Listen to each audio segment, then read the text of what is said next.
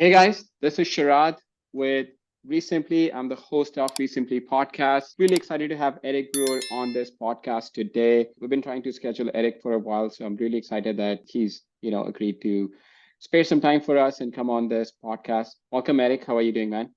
I'm doing well. Thank you. Thank you. Yeah, Appreciate you thank you having so me. much for coming on. Yeah, absolutely, man. Our pleasure. Eric, why don't we get started? Tell us a little bit about yourself, about your background, your real estate journey, and then we can go from there. So you said about myself. I've been in real estate since 2006, so 17 years. Currently have 40 to 43, 44 employees, most of which are in office. We have probably 10 or so that are virtual. I have 6 children. I've been married to my wife, Sonia, for 10 years. That's a little bit about me. My journey in real estate started after 8 years in the car business. And before I was in the car business, I was in the US Army and sort of ended up in the car business because there was nothing else for me to do. I was a avionics communications repairman in the US Army. And when I got out, there wasn't a whole lot of civilian applications for that job in South Central Pennsylvania. So I applied at a car dealership for like a $7.50 hour job. I would just park cars at a Mercedes dealership. Wow. And it was fun. It was cool. I mean, I didn't need a whole lot of money back then. Then there was an opportunity to work evenings in their detail department where they washed and waxed and cleaned cars that were being sold. So I was like, hey, I don't have anything going on. I'll go work evenings too. So I was working from like 7 a.m. to 10 p.m., parking cars and then cleaning cars.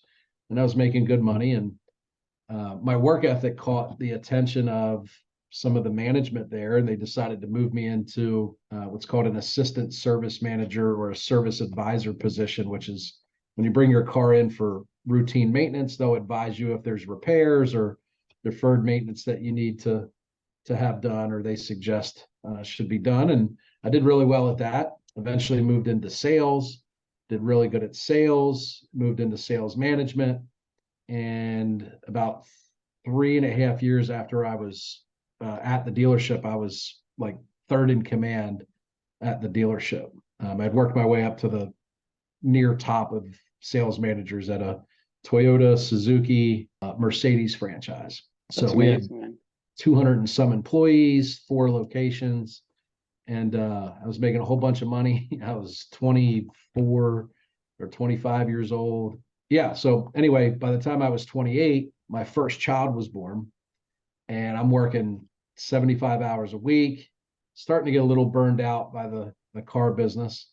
Just kind of made the decision that I wasn't going to do that for the rest of my life. So transitioned out of the automobile industry, went through some soul searching and some due diligence about what my next move would be. Figured real estate was a good place for me. And I had sold a bunch of cars and had some friends that were mortgage lenders, real estate agents, appraisers. And so I talked to a few of them to just try and get a feel for what it was like doing what they did, what the hours were like, how much money they could make. I decided I wanted to start in real estate in finance. So I took a job at a mortgage company and did really well with that. I was basically, it's like 2005, calling refi internet leads. Got And it. like each day they hand me like a stack of paper with leads on it, and I would just cold call the snot out of them. I made a whole bunch of money and hardly worked. It was like a dream come true. That's And amazing.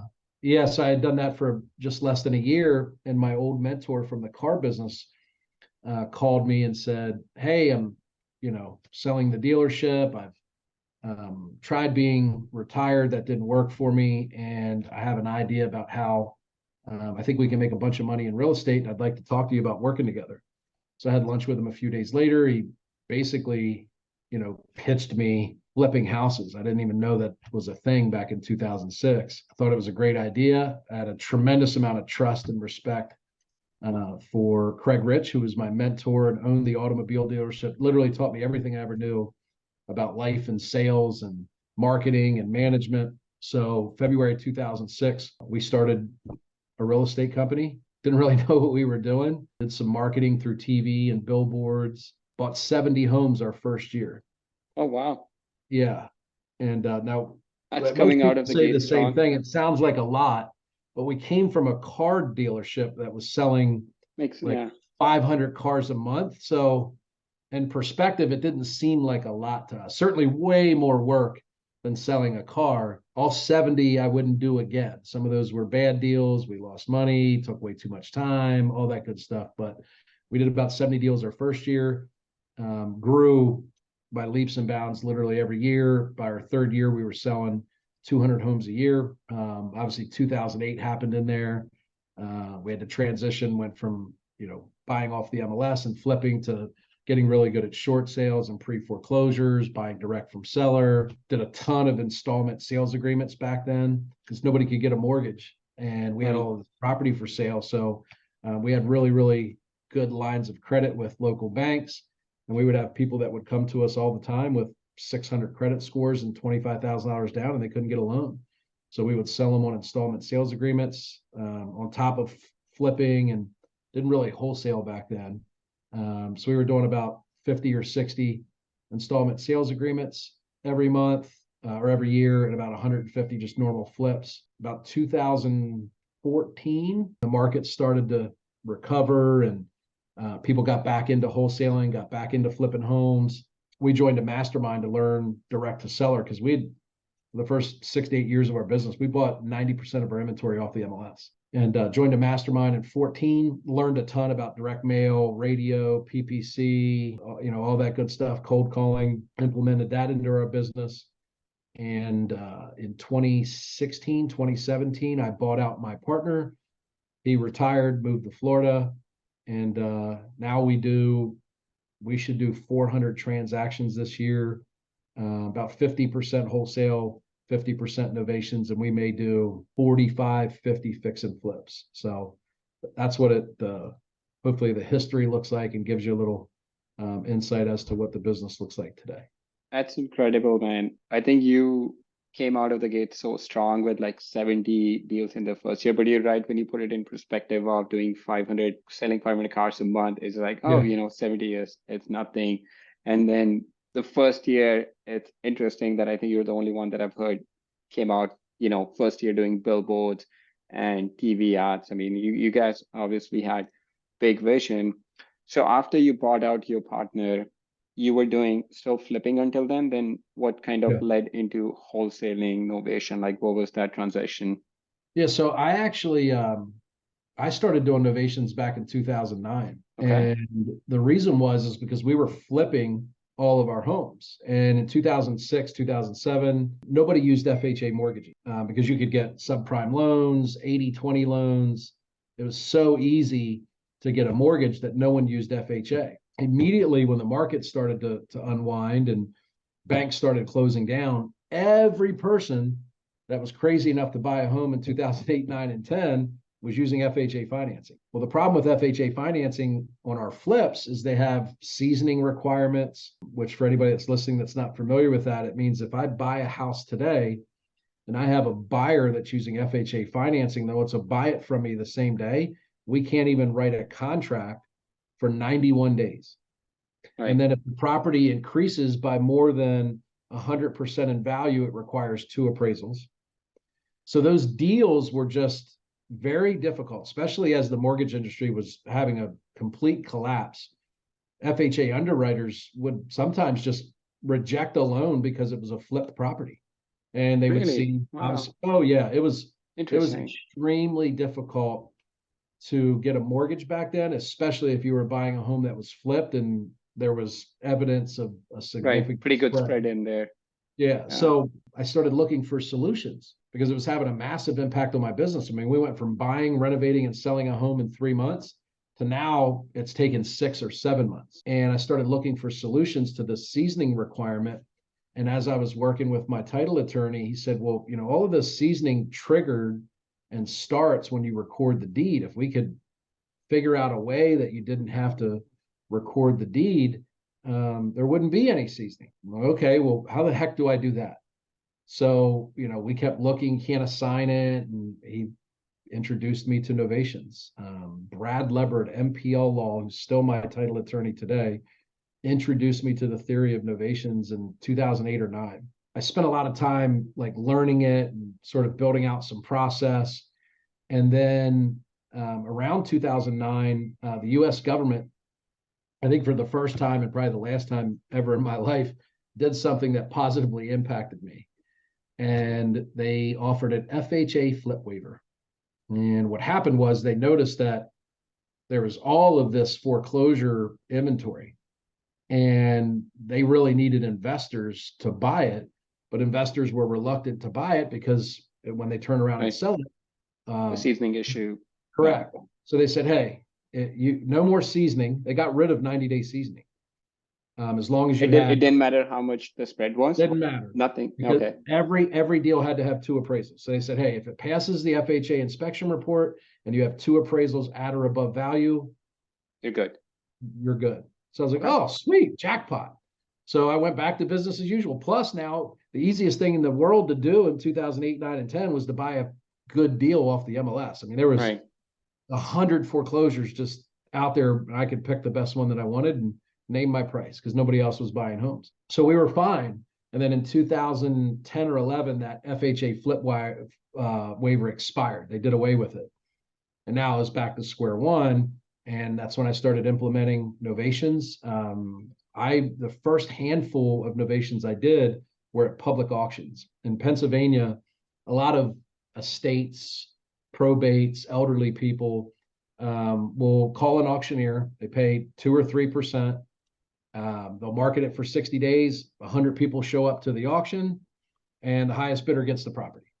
It's as is, closed in 60 days, no inspections. So it's a clean way to sell to an investor where you pay commissions, but you don't really know what the price is going to be. It's a little bit of a gamble because you may think the house is worth 150, and the day of the auction, it's raining, 4 people show up and the high bidder's 70, right? So in Pennsylvania, they'll have reserve and no reserve auctions. No reserve means highest bidder. Whatever the highest bidder is, gets the house. So most of the public auctions that we would see here they had a reserve. So I would go to the auction. Let's say my cash price is 100. High bid's 98. Seller says, no deal. All the other buyers leave. I walk up to the attorney, the auctioneer, and the seller, who are all 3 there, and say, hey, I think I may have a way to make this work. If you'll work with me a little bit on access, most of the homes are all vacant. And if you don't mind settling in, say, 90 business days instead of 60, I think I could maybe come up closer to the number that you were looking for. Let's say it's 120, right? And every other investor's capped out at 100 to 105. And I can pay 120 because I know retail in its current condition to an FHA buyer who I can sell to because I'm not taking deed, maybe 150. So they go, well, yeah, if you'll do 120 and sign a hold harmless. So if you're here showing the house and you trip and fall and break your leg, you can't sue us. And, we'd obviously have to work on the contingencies and things of that sort. But I made a deal. First time I pitched one on a Novation was a public auction. I think it was very similar. Max bid was 100. They wanted 120. I went to 120. I thought it would sell retail for 150 to a FHA buyer. I got the contract. I got a key. I put a lockbox on it. I got professional pictures. We had 15 showings, and some sucker offered 150 minus seller's help. We countered at 159 minus seller's help, where I netted 150. We closed in 50 days or 45 days or whatever. And I went to settlement. The seller got their 120. The bank brought 150. I paid the realtor and walked away with about $22,000 profit. I was like, holy smokes. So you didn't have to take title on that property. No. Right. So in this case, did you put any money in the property?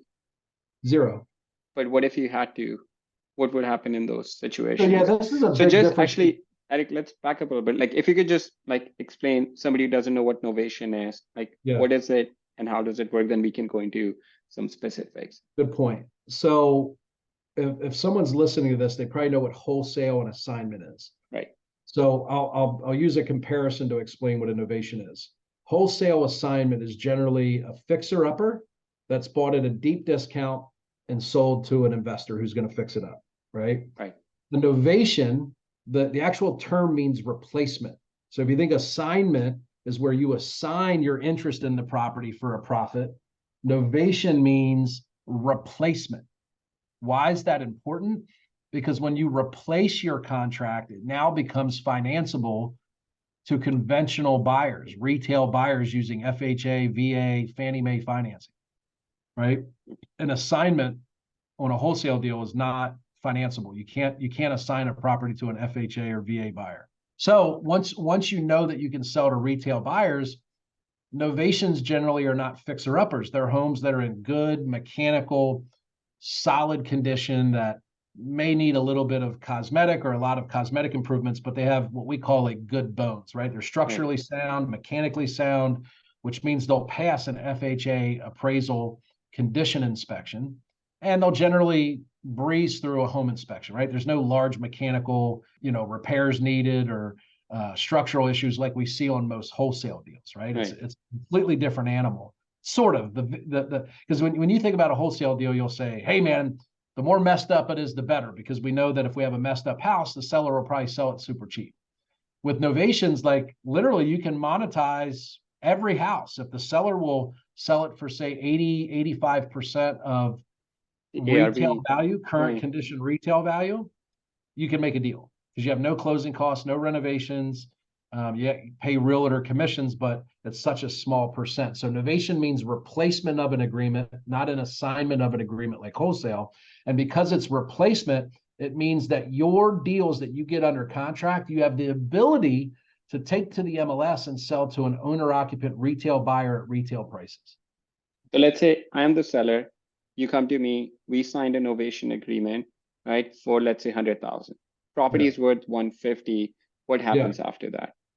I listed on the MLS with a local real estate agent. I get professional pictures. When I say stage, we may declutter, organize a little bit, because even nice homes with people that are selling them oftentimes to an investor, they didn't prepare the property for sale. So we may declutter and stage a little bit, just meaning that we'll go in and just straighten up. We market it to FHA, VA, USDA buyers with a local real estate agent in the MLS. Agents show the property. They give feedback or present an offer. Once an offer that comes in is acceptable, we novate or replace our agreement, which means we cancel it. It's basically conditionally released.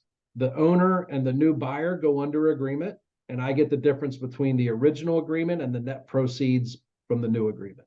So let's say it was 100 and we sold it for 150, right? And then I had to pay $7,000-8,000 in realtor commissions. Let's say I gave the seller or the buyer $5,000 seller's help and a $3,000 credit for carpet. So that's, call it $18,000 worth of cost, which means I net 132. The seller gets their 100 and I walk away with $32,000. So in your experience, is it easier for you to negotiate a wholesale deal where you go in and say, hey, Mr. Seller, yes, I'm going to pay you 100,000 right now. You walk away. You don't have to do anything. Just have fun, do whatever you want to do. Or you come in and say, hey, I'm going to pay you 110, but you need to wait like 90 days to get 110. What's been easier for you negotiating, and how has that changed since you started doing it in 2009 to up until now? So the short answer is it's easier to get people to give you access and wait a little bit longer than it is to get them to come down $30,000-40,000 more in price. Most people are more flexible on the terms than they are the price once it hits a certain level, unless it's a super distressed seller, right? But then we really ought to be able to buy it wholesale. Generally, when we move to novation, it's because we have to. We've made a wholesale offer. The seller and their condition or their situation is not super distressed, and the property's in relatively good condition. So they may have a couple different options about the way that they go. So in my experience, which I've done probably 1,500 novation deals now, it's much easier to get somebody to do a novation than it is to get them to drop their price another 30 to 50K. And it's actually something with the people that we teach this to, we have to be aware of, because you'll find your acquisitions agents will just go in and start pitching novations to everybody because it's much easier to get a yes, which we don't necessarily want to do anyway. This business is still about buying at a discount. So even when we know a deal is a novation, it is of utmost importance you still anchor with a cash offer. Because people go, why don't they just list it? Well, what happens is when we anchor with a cash offer of 60, and they say, I won't take less than 110. And we come up to 68, and they come down to 105. And then we come up to 70, and they come down to 100. And they're like, that's it. Then we say, well, I do have this other program. It's called our equity protection program.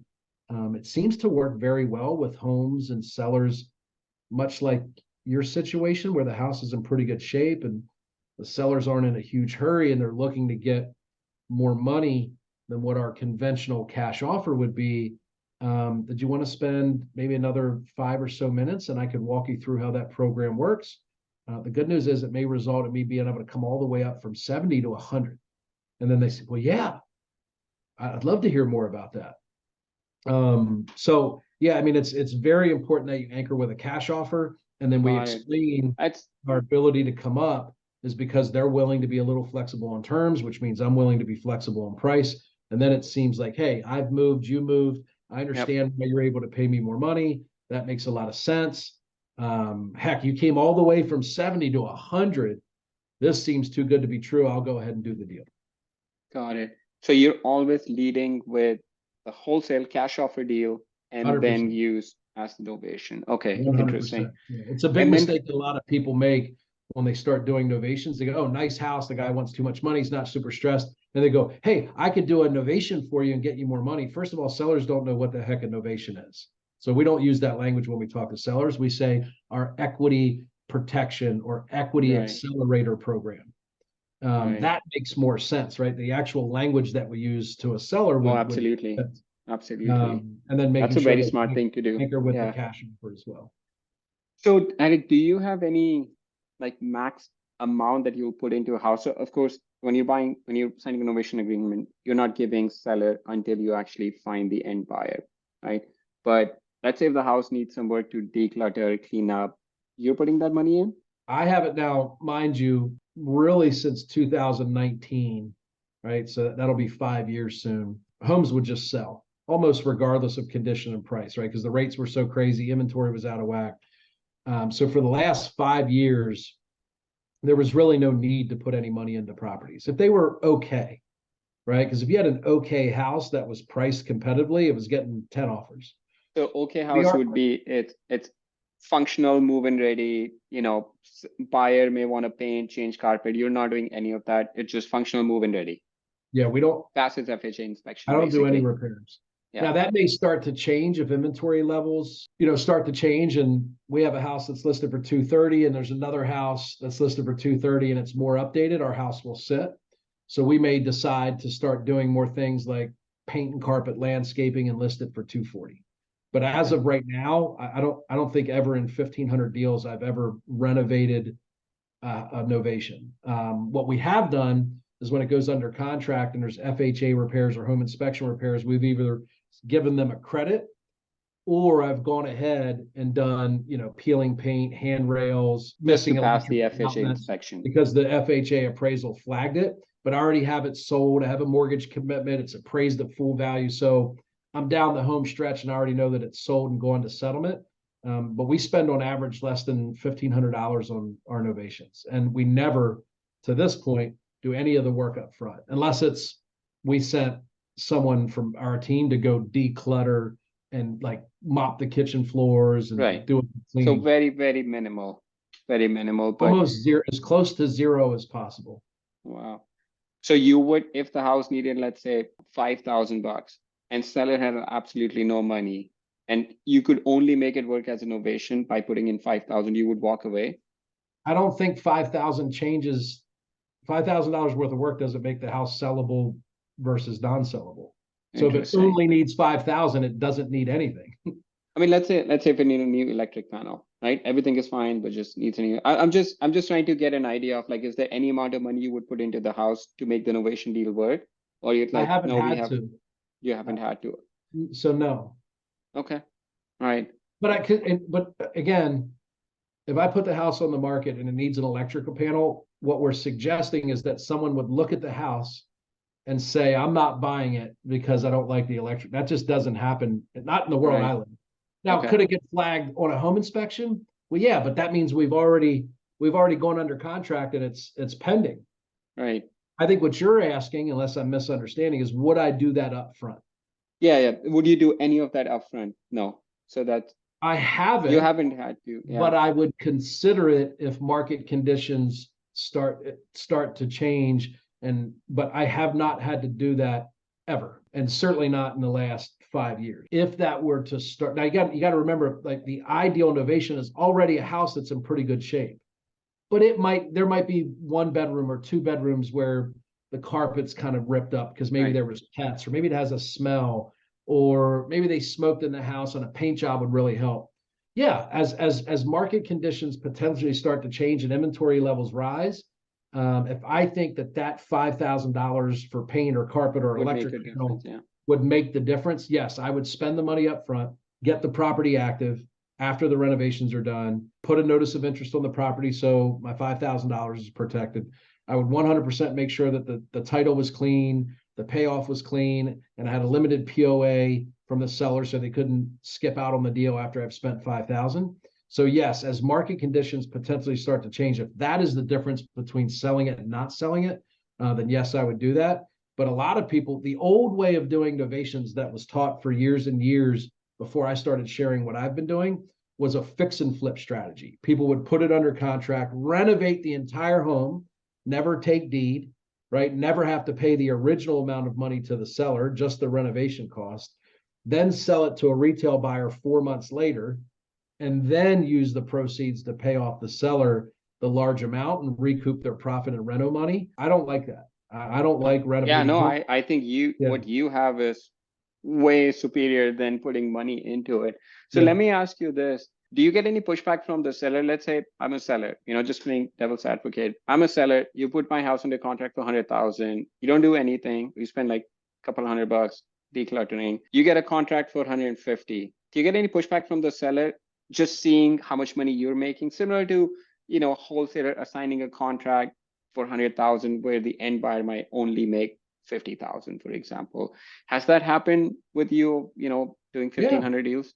yeah. Sometimes people get a little squirrely about that. I Right. think some of that is self-induced because a lot of wholesalers or investors, their sales strategy is to walk the seller through ARV, renovation, profit, and they give the seller a mathematical explanation of why they can pay what they pay. And then when they make more money, the seller's going, well, that's not what you told me what was going to happen. You said Right. you'd have to renovate it. You didn't renovate it. You said you were only going to make 30, you make 50. Our sales process, we never talk about ARV or reno cost to a seller. I think it's one of the worst things people do when they talk to sellers. A, they don't care. Two, they're going to disagree with you on ARV. They're always going to think their house is worth more money. They're always going to think that your rehab cost is ridiculous and their house doesn't need that much work. So every time we walk somebody through a logical explanation of our offer, we typically alienate the seller and they think we're full of crap. So our sales process, when we communicate with a seller, seldom, probably never involves us walking them through. We don't talk about how much money I'm going to make. That's, quite frankly, they don't care and it's not really any of their business. So when we make an offer, it's about the problem that they're trying to solve, our ability to solve it, and our willingness to pay a certain amount of money in exchange for solving that problem. Then the other thing is when we novate, we are extremely transparent about what we're doing. I'm going to Sherrod, my hopes are that I take this property to the open market and I sell it for twice as much as what I'm willing to give you. Now, it's real important that you or I are on the same page. I don't think I'm going to sell it for twice as much as I gave you. I don't think I'll sell it for less and lose money. The reality is, I'm probably going to land somewhere in between. As long as I'm able to solve the problem that you want us to solve, which is getting you out of here in 65 days, making sure that you got $1,000 deposit that you can go put down on your new apartment, and that you don't have to make any repairs and you don't have to pay any commissions. And we're respectful of you being in the house and we'll work around access and all that good stuff so that you're not massively inconvenienced. I want to make sure you're okay. If I solve that problem for you and I make somewhere between a tiny bit of money and a whole lot, is there any concerns? Oh, so you're sharing all that information Oh, up front. Okay, 100%. interesting. Yeah. Wow. In exchange, if you have any questions about why I make that amount of money, someone may come to me and buy it the way it sits, and they may make a little bit of money. Someone may come to me and say, hey, I'll take it the way it sits. but I want you to put a new kitchen in it. Other people may say, hey, I'll take it the way it sits, but I want a kitchen and I want you to put a new roof on it. Now, if any of that happens, Sherrod, I want you to know I wouldn't typically do that until after settlement. I won't be in here renovating your home, right? So one, I do it because I want to be respectful of your privacy and not disrupt you. And two, it's super risky. If I put a kitchen and a roof on and the buyer hasn't paid me yet, I don't like that exposure. So if we do that, we generally only ever do it after settlement so that you've gotten paid, I've gotten paid, the lender, got the loan, the appraisal's done, everybody's settled up, and we try and do that after settlement as long as the buyer would agree to it. So now what I've done is, A, that happens, not very often, but two, if they see me making 50, after we've had that conversation, what might they think may happen after settlement because of me disclosing to them that sometimes we do repairs after closing. Right. So you're going in and doing repair. So would you put money in escrow at that point? No. Here's what I'm saying. Sherrod, there may be one of four people that would buy the home from me. Someone would buy it as is for me. Right. Sometimes someone would take the house the way it is, but they want me to put a new kitchen in. Right. Other folks may want a kitchen and maybe they want me to finish the basement. And then oftentimes someone will come to me, they want it completely renovated. So the good news is you don't have to worry about that. I don't ever, if I do a deal like that, I don't typically do that until after settlement. So you've got your money, the appraiser, everything's done with the appraisal. I've gotten paid. So if we ever consider doing that, it wouldn't be until after we've gone to settlement. Yeah, so I don't have to deal with it. I'm out of it. Yeah. But now if you see that there's $50,000 spread on the settlement sheet, and we talked about sometimes I do repairs after closing, the seller may think, well, yeah, they made 50, but they might be putting a kitchen or a bath in, and I put it right in the remarks in the MLS. It says, ask list agent about possible renovations. Okay. So now if they ask me, hey, I see you're making 50, are you putting a kitchen in? If you're not, then you don't lie. But 95% of people never ask because they got what they want. Right. You're closing when you said you would. Have you had a seller refuse to sign closing docs because they have? How did you handle that? How do you handle those situations? I can remember maybe 3 instances in the last 10 years, and two things. 3 out of 1,500? Yeah. Oh, wow. That's like now it's possible in the last 3 years. I'm not super involved in transactions, but I remember 3. And each time we reminded them the contract that they signed and how all of this was spelled out in all the agreements. We sent them a copy of the MLS, which is public knowledge that was out there for them to see 2 months before we got to settlement. We also reminded them of their legal obligation to perform. And then after all of that, if they still resisted, we offered a couple more dollars. And all of a sudden, miraculously, they were okay with it. So the one thing, never had a deal fall through because of that. Okay. The one that I did, they paid us $35,000 to get out of the deal. So you still made your money. Yeah, but I did not close. You did not close, yeah. But yeah, I mean, I might have made more than 35, but yeah, like it was a classic example. It was an older guy. A couple of days later, his son-in-law, who was a real estate agent in Maryland, which is an hour away, told him he was crazy. He shouldn't have sold it for that much money.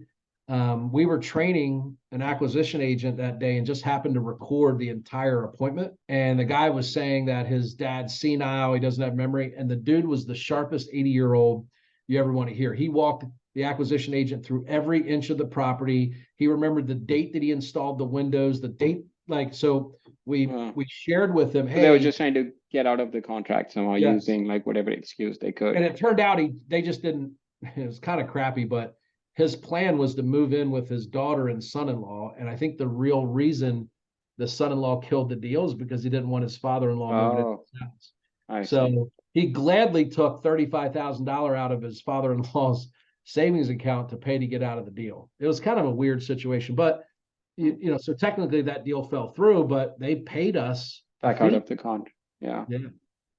Well, Eric, what do you see? I mean, you teach like, you're known in the industry for Novation. What do you see investors making the biggest mistake with Novation? I think the biggest mistake they make is they wing it. What do you mean? Like like how you were saying, they just lead with Novation? No, they add like one line of language to their contracts and they just start writing up deals and listing them in the MLS. They often when you list it in the MLS, if you intend to sell to a retail buyer where the agreement has to go from the deeded owner to the buyer, you can't have a listing agreement signed by Eric Brewer, the investor, and a sales agreement from the deeded owner and the buyer. You didn't have legal authority to ever list the property. So I see people make that mistake all the time. The other mistake they make is they use a document called an attorney in fact. It's not even a legal document. An attorney in fact is a person that can only be assigned by a limited POA. But because they get pushback or resistance from sellers signing a power of attorney, they rename it and modify the document to be an attorney in fact. And the reality is it's not an enforceable legal document. An attorney in fact is a person, and the only way you can assign someone as an attorney in fact is by using a limited POA. So they get that wrong. They don't sign the listing agreements correctly. They're not disclosing to the seller correctly. So maybe they get a lot of pushback and resistance from title companies and sellers when the deal starts to come to light, right? And you have lenders involved and appraisers involved and title attorneys involved, their deals blow up. They make the mistake of leading with a novation rather than anchoring with a cash offer. They use words like novation instead of a program that makes more sense to a seller. They try and novate fixer-uppers because they just couldn't make a deal work on a wholesale deal. So they go, we'll novate it. And they pay too much money and take it to the MLS. Some people write up contracts, list them on the MLS and novate them to cash buyers, which is really just wholesaling on the MLS. And they don't list in the MLS that FHA, VA, USDA, Fannie Mae financing is approved. So they don't ever take it to the retail market. They list it in the MLS and wholesale. There's 1,000 mistakes. And the real problem is when they don't have the right paperwork or they're not doing it legally, it's not like wholesale. Like wholesale is the Wild West. There's no legislation. There's no governance, right? You can release 9 out of 10 contracts that you write up and nobody's ever going to get you in trouble. You can do that as a wholesaler. It's crappy business, but a lot of people do it, unfortunately. When you start novating homes and you're listing on the multiple list and you're involving licensed brokers, licensed buyer's agents, government-backed loans, appraisers, title companies that are insuring government-backed loans, you are setting yourself up to get in trouble. Got it. Yeah, So they you're wing right. it because they don't want to take the time to learn, or they don't want to pay a coach, or someone gave them a group of documents and said, here's what I'm doing. Yeah, so that's the biggest mistake is they just wing it. And maybe they have success and do deals and make money, but they're doing messy, maybe illegal deals. I mean, there's a lot that can go wrong. So, Yeah, and generally, real estate investors and wholesalers are not the most organized folks in the they're world. not. I speak from experience. So, it's really easy for them to create a big problem for themselves. Given where the market is right now with like 7.5%, 8% interest rate, and where the market was a few years ago with like 3-4% interest rate, how has that shifted for you with Novation? Is it better time to do Novation now, or was it better a few years ago with the lower interest rate? So the best market ever was 2 years ago. Like it's the most ridiculous lucrative real estate market ever. Novations, wholesale, real estate agents, appraisers, everybody was making hand over fist. So better was 2021. It is the best I've ever seen. I would say novations are more important today, and here's why. As interest rates go up, pushes out a lot of savvy retail buyers, right? Like they're very rate conscious. Right or wrong, they're just not going to buy a house at 7%. They refuse, right? Or maybe they can't afford it. Maybe they can't get the type of house they want until rates come to 5.5%. Or they save up more money to offset the difference in interest rate, right? So a lot of those people are pushed out of the market. High credit score, high down payment people that are rate conscious, they're on the sidelines. A lot of investors, buy and hold investors, properties don't cash flow, right? At the numbers they used to because interest rates went from 4% to 7%. So landlords have drastically have to reduce what they can pay to wholesalers for their properties, right? Because a wholesaler, one of the best people you can sell to is a cash flow buy and hold investor because he's not looking to make spread. He just wants to make a couple bucks a month. Those people have either stopped buying or drastically reduced what they can pay. some flippers that wholesalers were selling to, when the market tightened up and the rates first spiked, and some markets values came down for a little bit, some fix and flippers lost their shirt because they had 5 or 6 properties that were $500,000. Values came down to 450. They lost $200,000-$300,000. I know people in Tucson, Arizona, Las Vegas, Southern California that lost $1 million in 2022 because of flip projects that depreciated 50 to 100 grand a piece, and they sold off 10 to 20 of them. Got it. So right now, the most active buyer in virtually every market is a low to mid credit score, low to mid down payment, FHA, VA, Fannie Mae borrower. And here's why. When interest rates were 3%, FHA, low to mid credit score, low to mid down payment, buyers could not compete. Right. They were competing against people putting half down, waiving inspections, waiving appraisals, doing appraisal waivers, hedge funds paying cash. The little guy with a 614 credit score and 3.5% down couldn't sniff a house. True. So they were out of the market. So they don't care about the interest rates. Quite frankly, this is probably a low to mid credit score, low to mid down payment borrowers could be their last chance to buy a house. If interest rates drop back down into the mid fives, or God below, forbid they get below 5%, the market's going to go absolutely bananas again, because all the hedge funds, the landlords, the scrupulous, rate conscious, large down payment, 800 credit score buyers are going to come flooding back to the market. And now the FHA guy with a little bit of money down and a marginal credit score isn't going to be able to buy a house. Yeah, that makes sense.